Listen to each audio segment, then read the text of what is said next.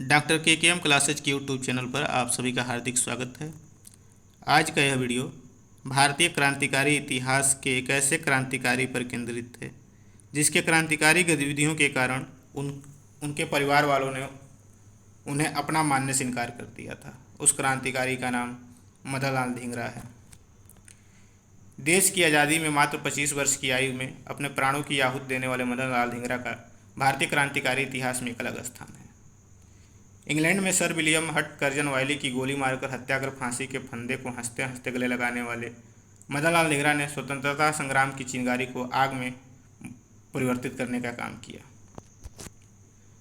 मदन लाल धिंगरा का जन्म 18 सितंबर 1883 को अमृतसर के सिकंदरी गेट के पास हुआ था। इनके पिता का नाम दित्तामल था, जो पेशे से सिविल सर्जन थे और वह अंग्रेजी रंग में पूरी तरह से रंगे हुए थे। किंतु मदन लाल धिंगरा की माताजी अत्यंत धार्मिक एवं भारतीय संस्कारों से परिपूर्ण महिला थी। मदन लाल का पूरा परिवार अंग्रेजों का विश्वास पात्र था। मदन लाल धिंगरा भी चाहते तो अपने भाइयों की तरह ऐशो आराम की जिंदगी जी सकते थे, किंतु वह अपने 7 भाइयों में 6वें नंबर पर थे। कॉलेज के दिनों से ही उनके अंदर स्वराज की भावना घर करने लगी थी। महात्मा गांधी ने तो बाद में स्वदेशी को स्वराज की आत्मा बताया, लेकिन उसके पहले से ही मदन लाल धिंगरा इसको जीने लगे थे। उन्होंने छात्र जीवन में ही कॉलेज की कोट का बहिष्कार कर दिया था, क्योंकि उसका कपड़ा विदेश से आया था। उनके इस कदम ने अन्य छात्रों के अंदर भी स्वदेशी की भावना जगाई और कॉलेज प्रशासन ने उन पर कार्रवाई की और कॉलेज से निकाल दिया, लेकिन वो स्वदेशी को लेकर अड़े रहे। परिवार ने मदन लाल से अपना नाता तोड़ लिया और मदन लाल को जीवन यापन करने के लिए एक क्लर्क के रूप में, फिर एक तांगा चालक के रूप में और अंत में एक कारखाने में श्रमिक के रूप में काम करना पड़ा। कारखाने में श्रमिकों की दशा सुधारने हेतु उन्होंने यूनियन बनाने की कोशिश की, किंतु वहां से भी उन्हें निकाल दिया गया। कुछ दिनों तक वे मुंबई में काम किए, फिर अपने बड़े भाई की सलाह पर 1906 ईस्वी में वह उच्च शिक्षा प्राप्त करने इंग्लैंड गए, जहां उन्होंने यूनिवर्सिटी कॉलेज लंदन में मैकेनिकल इंजीनियरिंग में प्रवेश लिया। स्वाधीनता के लिए संघर्षरत मदन लाल धिंगरा के तरीकों से कोई सहमत हो या न हो, लेकिन इसे इनकार नहीं किया जा सकता है कि वह भगत सिंह जैसे शहीद आजम के लिए प्रेरणा का स्रोत बने। उधम सिंह जैसे क्रांतिकारियों के लिए वो पथ प्रदर्शक बने। धिंगरा जब ब्रिटेन के इंपीरियल इंस्टीट्यूट में कर्जन वायली पर गोलियां बरसा रहे थे, तो देश के उन नौजवान क्रांतिकारियों के अंदर स्वाभिमान भर रहे थे, जिसके कारण युवा स्वाधीनता का स्वप्न देखने लगे थे। ऐसे नौजवानों की बहुत बड़ी जमात उस वक्त देश में थी, जिसको मदन लाल धिंगरा ने अपने कृत्य से प्रभावित किया।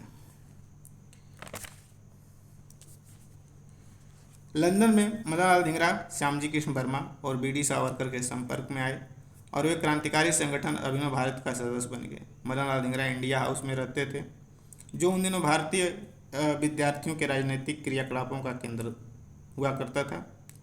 इंडिया हाउस में रह रहे सभी छात्र खुदीराम बोस, कन्हैया लाल दत्त, सतिंदर पाल और काशीराम जैसे क्रांतिकारियों के मृत्युदंड दिए जाने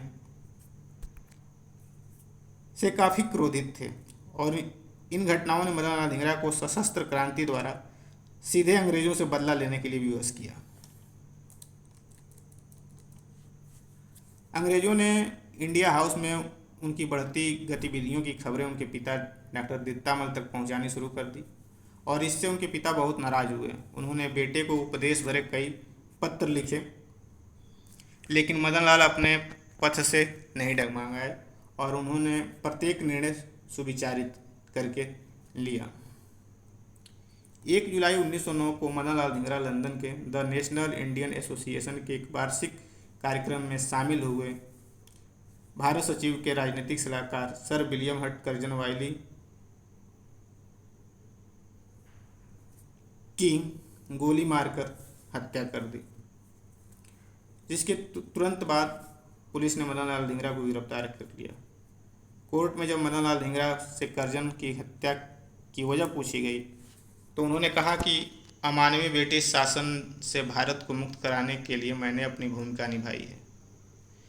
23 जुलाई 1909 को मदन लाल धिंगरा के मामले की सुनवाई पुराने बेली कोर्ट में हुई और कर्जन वायली की हत्या के जुर्म में कोर्ट ने उन्हें मृत्युदंड का आदेश दिया और 17 अगस्त 1909 को लंदन की पेंटविल जेल में उन्हें फांसी दी गई थी। जब उन्हें फांसी दी गई थी उसके पहले उन्होंने कहा था, तुम अंग्रेज़ों को पिछले 50 सालों में लगभग 8 करोड़ भारतीय लोगों की हत्याओं और अरबों रुपए की लूट का जिम्मेदार मानता हूँ। मुझे फांसी पर चढ़ा दीजिए, लेकिन यह याद रखिएगा, समय का चक्र घूमेगा और आपको मेरे देश की आने वाली पीढ़ियाँ मुंह तोड़ जवाब देंगी। कर्जन वायली को मारने पर भारत में मिलीजुली प्रतिक्रिया हुई और M.M. जुनिया ने अपनी पुस्तक में लिखा है कि गांधी जी ने जोहान्सबर्ग से छपने वाले अपने पत्र इंडियन ओपिनियन में कहा था, कर्जन वायली की हत्या हुई है, यह भयंकर काम हुआ है और इससे भारत की बहुत हानि हुई है। यह कृत्य हमारे विचार से अनुचित है। हालांकि उन्होंने दूसरों की बातों के आधार पर विचार निर्मित करके यह काम किया है, इसलिए मैं उनको निर्दोष मानता हूँ। दूसरी ओर इंडिया हाउस के संस्थापक श्यामजी कृष्ण बर्मा की नज़रों में उन्होंने यह काम किया था जो साम्राज्यवाद के शिकार अन्य देशों के लिए भी प्रेरणा स्रोत बन गया। इतिहास इस बात का गवाह है कि मदन लाल शायद एकमात्र ऐसे क्रांतिकारी शहीद हैं जिनके स्वजनों ने उन्हें अपने वंश को कलंकित करने वाला बताया था। शायद इसी कारण क्रांतिकारियों का इतिहास लिखने वाले श्री कृष्ण सरल को लिखना पड़ा, क्या हुआ जो मदन लाल धिंगरा को स्वयं उनके परिवार और भाइयों ने अस्वीकार कर दिया, पर करोड़ों भारतीयों ने तो उन्हें अपनी पूरी श्रद्धा के साथ अपना लिया है। सारे संसार में जहाँ जहाँ भारतीय थे, मदन लाल धिंगरा उन सब के लिए प्रिय बन गए। भारतीय स्वतंत्रता के लिए मदन लाल धिंगरा की रची हुई क्रांतिकारी घटना और कर्जन वायली की हत्या से मदन लाल के पिता अत्यंत क्रोधित हुए, जिसके पश्चात पिता ने मदन लाल को परिवार से एवं घर से भी बेदखल करने की घोषणा कर दी और यहाँ तक कि लंदन से उनकी अस्थियाँ तक नहीं लाई जा सकीं।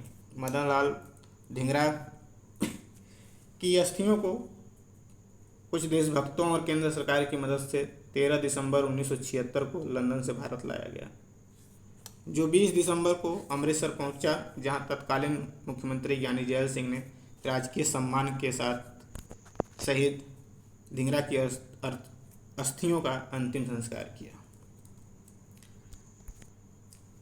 हमारा भारतवर्ष भारतीयों के प्रति ब्रिटिश साम्राज्य की क्रूर राजनीति से व्यथित मदन लाल धिंगरा जैसे महान क्रांतिकारियों की भूमि रहा है।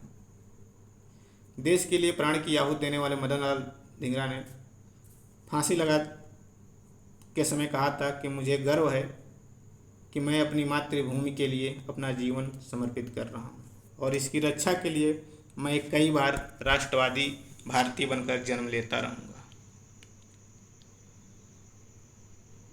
आज 17 अगस्त शहीद मदन लाल धिंगरा की पुण्यतिथि पर उन्हें कोटि कोटि प्रणाम। वंदे मातरम। जय हिंद।